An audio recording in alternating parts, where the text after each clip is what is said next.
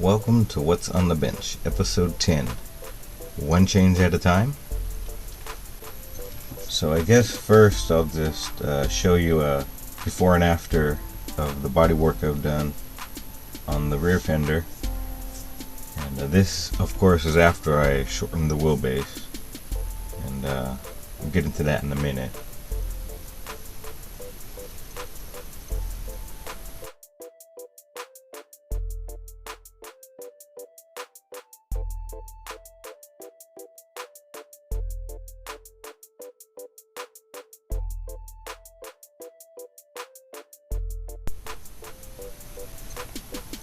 So as you can see, it's looking quite a bit different now, and I basically just chopped it up and put it back together using a 3D pen, and just had the temp turned up real high, or not real high, but at 200, and seems to do the job.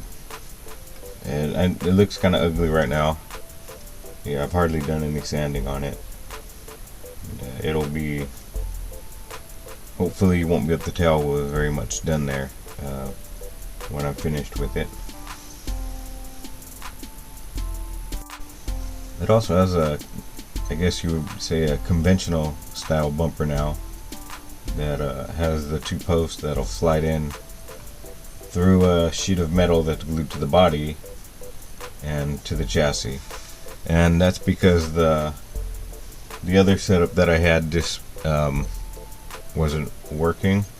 It was a couple rod ends that were screwed to the stock bumper that was part of the body, and the screws pretty much just broke holes in the bumper, and it wasn't going to work out. So I had to redesign some stuff, but for the most part it looks like it's going to be working out a lot better. Now let's go ahead and talk about one change at a time. So I started out doing one change at a time. The first thing I did was I changed the upper link mounting from the chassis, set it down lower, and it seemed to help the torque twist I had going on. And but then after that I went ahead and shortened the rear links so I could shorten up the wheelbase, and I changed the shock position, and it kind of made things worse. So changed the shock position again and shortened the upper links, and then it started raining, so I couldn't do any testing. And then after that I went ahead and, before I tested it, went and printed a link riser to fit on the axle to change the angle even more of the upper links. And today I was finally able to go out and do some testing with it. And oh yeah, I also changed the shock position again.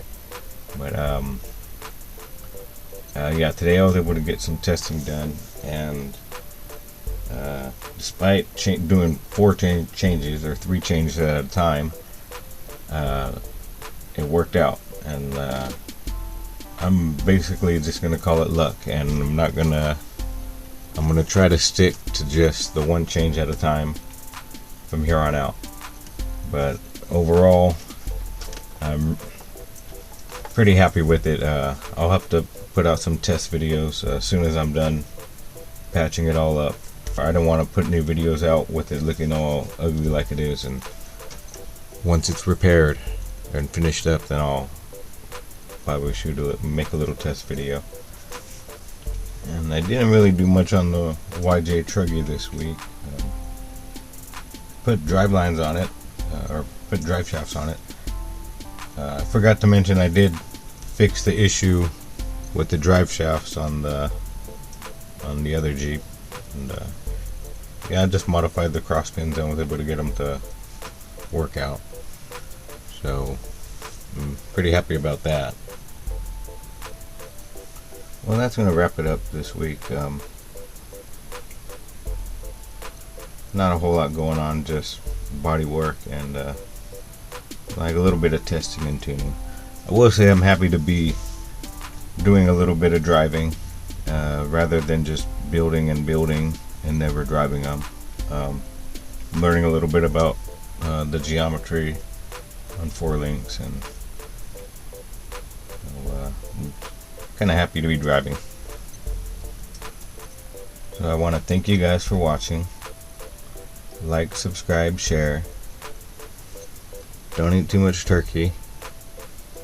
And I'll see you next week.